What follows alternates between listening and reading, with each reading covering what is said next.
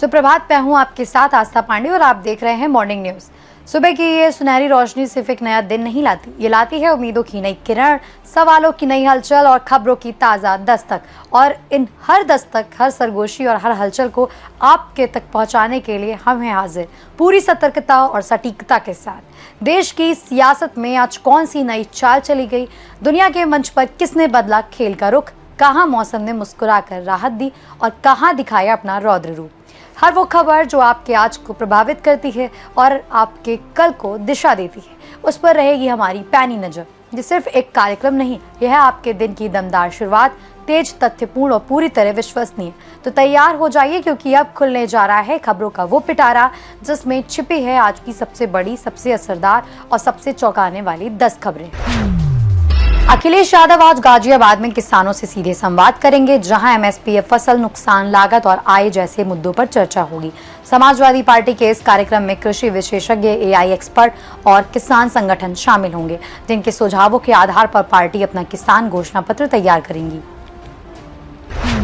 उत्तराखंड के लाखों छात्र छात्राओं के लिए बड़ी खबर है। हाई स्कूल और इंटरमीडिएट बोर्ड परीक्षा 2026 का रिजल्ट अब तय हो चुका है। लंबे इंतजार के बाद आज सुबह 10 बजे नतीजे घोषित किए जाएंगे। वहीं इस दौरान प्रदेश के शिक्षा मंत्री धन सिंह रावत और माध्यमिक शिक्षा निदेशक डॉक्टर मुकुल सती की मौजूदगी में यह परीक्षा परिणाम घोषित होगा।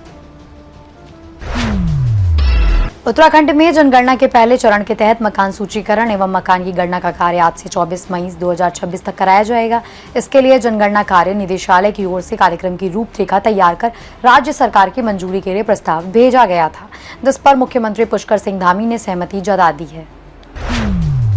भीषण गर्मी के बीच ग्रामीण क्षेत्रों में पानी की समस्या को देखते हुए प्रशासन ने राहत देने की तैयारी शुरू कर दी है।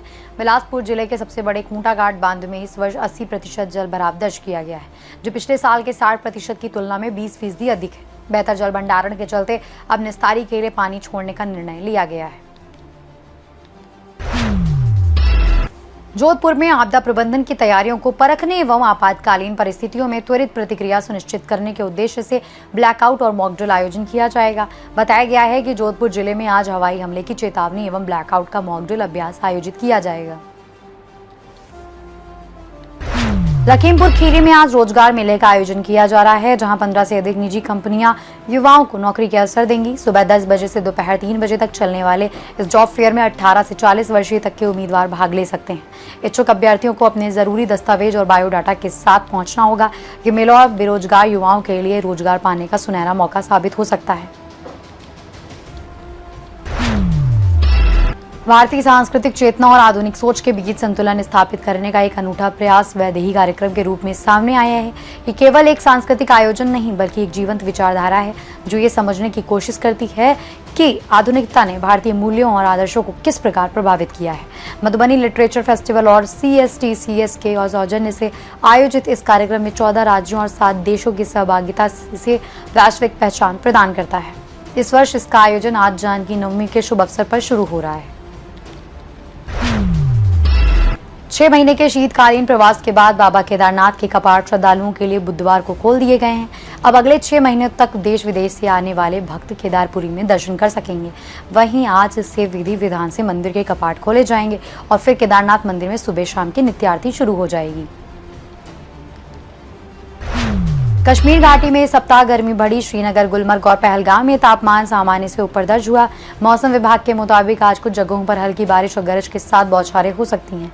27 से 28 अप्रैल को मौसम अपेक्षाकृत सूखा रहेगा, जबकि 29 से 30 अप्रैल को फिर से बारिश और तेज हवाओं की संभावना है। कर्नाटक में भारतीय जनता पार्टी ने आज राज्यव्यापी आंदोलन का ऐलान किया है। पार्टी ने भारतीय राष्ट्रीय कांग्रेस और इंडी गठबंधन पर महिला विरोधी रुख अपनाने का आरोप भी लगाया है। ये विरोध प्रदर्शन नारी शक्ति वंदन अधिनियम यानी महिला आरक्षण बिल का समर्थन न करने के मुद्दे पर किया जाएगा। भाजपा के राज्य कार्यालय जगन्नाथ भवन में मीडिया से बातचीत करते हुए पार्टी की महिला मोर्चा अध्यक्ष सी मंजुला ने बताया कि आज सभी जिला मुख्यालयों पर महिला मोर्चा की ओर से विरोध मार्च और जनसभाएं आयोजित की जाएंगी।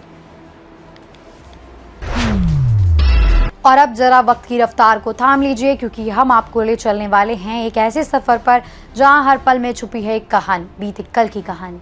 जी हाँ, तैयार हो जाइए समय की सुइयों के साथ एक खास यात्रा के लिए, जहां अतीत के पन्ने खुलेंगे और इतिहास खुद अपनी दास्तान सुनाएगा।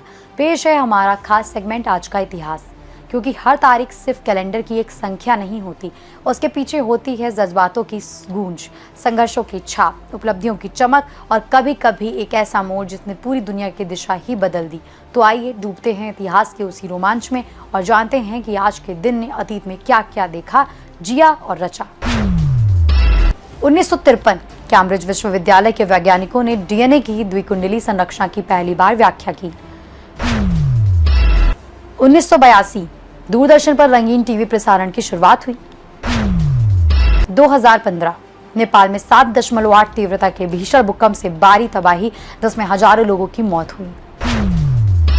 1949 स्वेज नहर के निर्माण का कार्य शुरू हुआ, जो यूरोप और एशिया के बीच सबसे छोटा समुद्री मार्ग बना। 2013 ब्रिटेन ने 27 साल बाद सोमालिया में अपना दूतावास दोबारा खोला।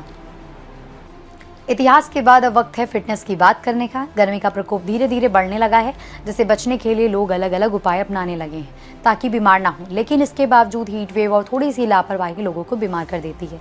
इन्हीं बातों को ध्यान में रखते हुए आज हम लेकर आए हैं आपके लिए आयुर्वेदिक फिटनेस टिप्स। तो आइए जानते हैं इस मौसम में खुद को स्वस्थ रखने के तरीके क्या हैं।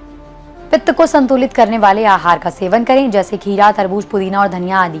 प्राणायाम करें, प्राणायाम करने से मन तो शांत होता ही है, साथ ही शरीर भी ठंडा रहता है। कुछ जड़ी बूटियां और मसाले जैसे धनिया, जीरा और पुदीना शरीर को ठंडा रखते हैं। नारियल पानी और हर्बल टी शरीर में इलेक्ट्रोलाइट और का संतुलन बनाने में मदद करते हैं। तो दोस्तों, ये था आपका आज का मॉर्निंग न्यूज अपडेट। देश दुनिया की ताजा खबरें, मौसम की जानकारी और इतिहास की रोचक झलक के साथ फिटनेस टिप्स। हमने आज की दुनिया की धड़कन आपके पास पहुंचाने की पूरी कोशिश की, ताकि आप हर पल तैयार और जागरूक रहें। याद रखिए, हर नई सुबह नई उम्मीदें और नए अवसर लाती है, इसलिए मुस्कुराते रहिए, जागरूक रहिए और अपने दिन को बनाइए बेहद खास। फिलहाल इस मॉर्निंग न्यूज़ में बस इतना ही। बाकी देश और दुनिया की तमाम बड़ी खबरों के लिए बने रहिए सी न्यूज़ भारत के साथ।